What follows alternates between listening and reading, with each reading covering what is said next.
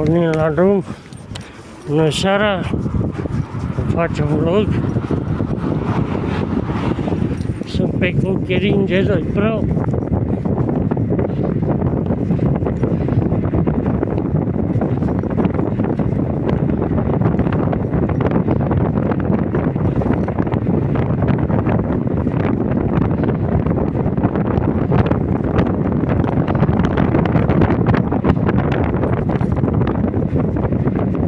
Și despre trotinetă.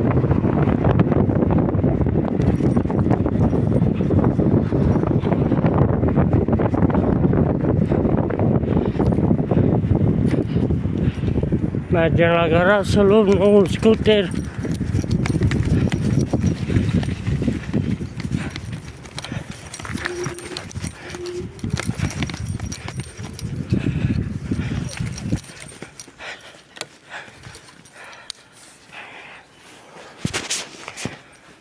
Așa.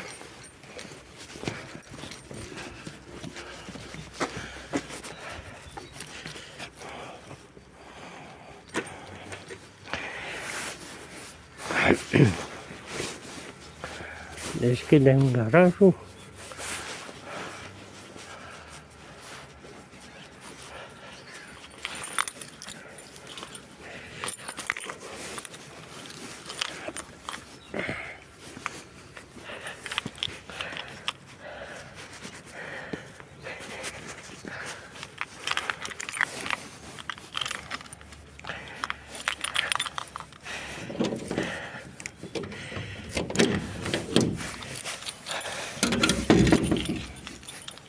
Nu mai am biciclete, mai am doar o bicicletă electrică.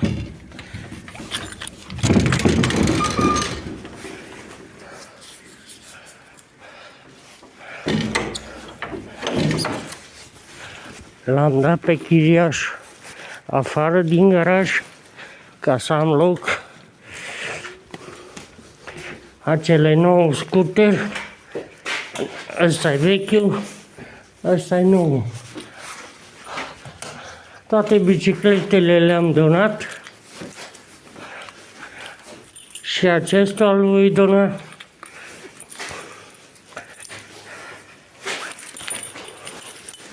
Acesta este scooterul nou de la Voltarom, cumpărat. Felicitări Voltarom, firmă serioasă.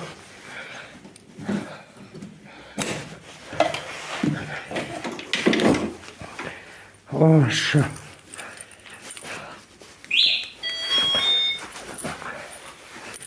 Are telecomandă.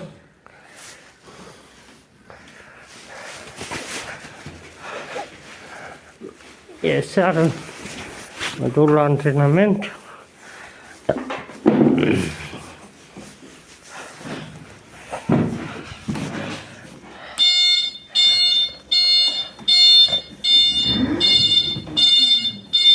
Schimbăm cu spatele. Să aprindem luminile. Așa.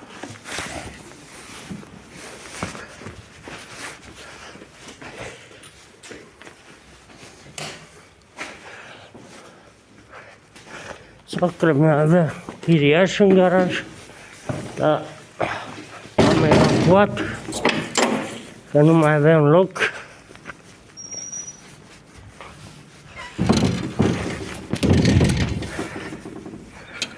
N-am mai făcut din mult vlog, am zis hai să mai fac. Mergem în trafic, e lejer, e seară, e foarte lejer traficul acum. Mă duc la antrenament.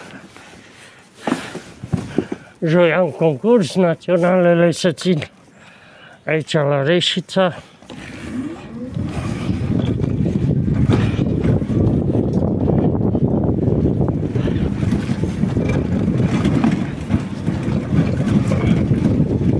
Mergem la antrenament la karate.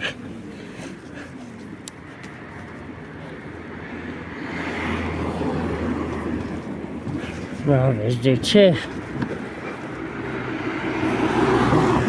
Mi-am mulțumit că era cu bebele.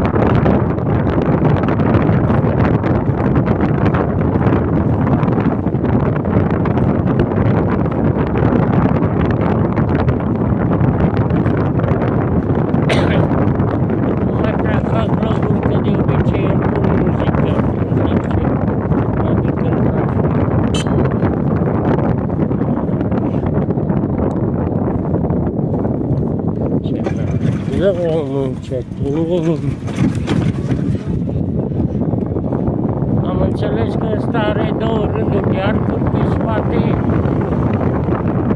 duce 300 și ceva de kilograme, 350, 370 de kilograme.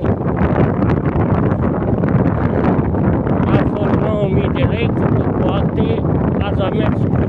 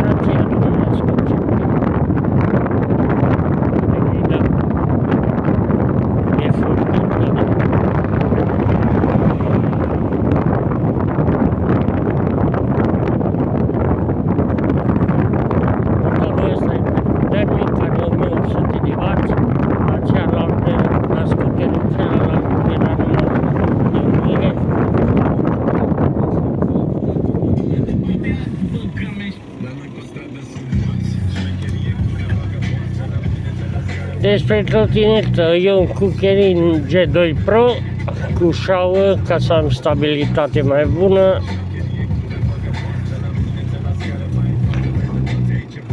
Mi-am făcut și la asta asigurare, dar la trotinetă am vrut să-mi fac, nu se face deocamdată, așa că anunț pe toți care au trotinete.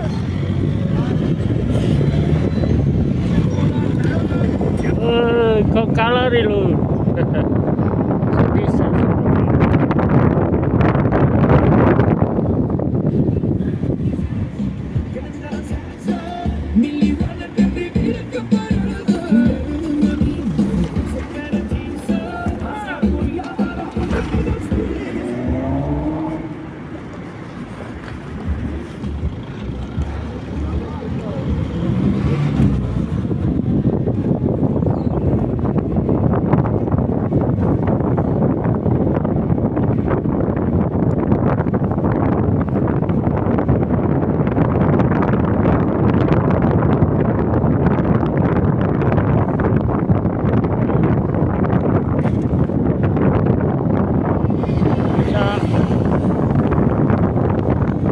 Deci anunț pe toți că nu se fac asigurări, deși legea dată din decembrie, noiembrie, anul trecut, nu se fac asigurări la trotinete, la biciclete electrice, nicăieri.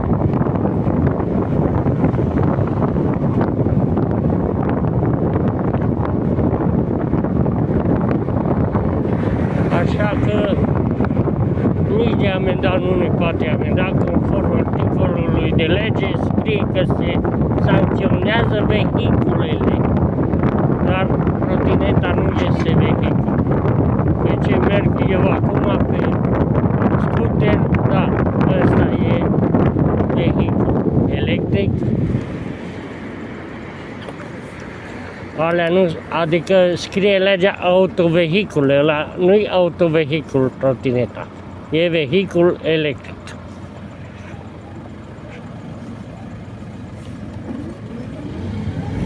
Motorul e puternic, se simte, pornește repede.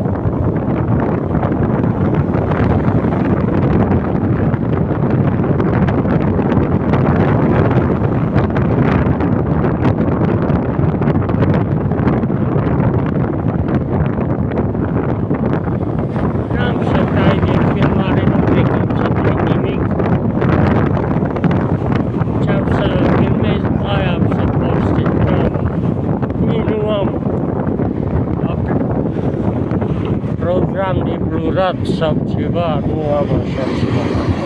Nu fac vloguri, fac vloguri doar pentru mine să am eu amintiri. Nu mă interesează reclame, promovări și alte ce fac alții. Treaba lor.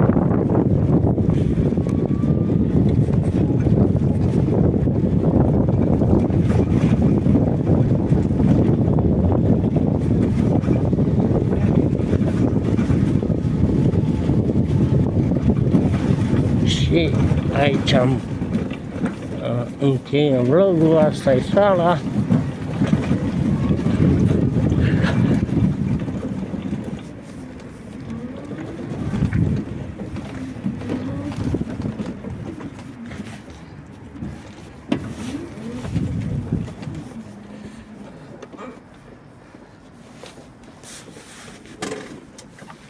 Am tras frâna de mână, are și frână de mână. Și deocamdată atâta e. Poate mai fac un vlog la întoarcere, mai vedem. O seară bună!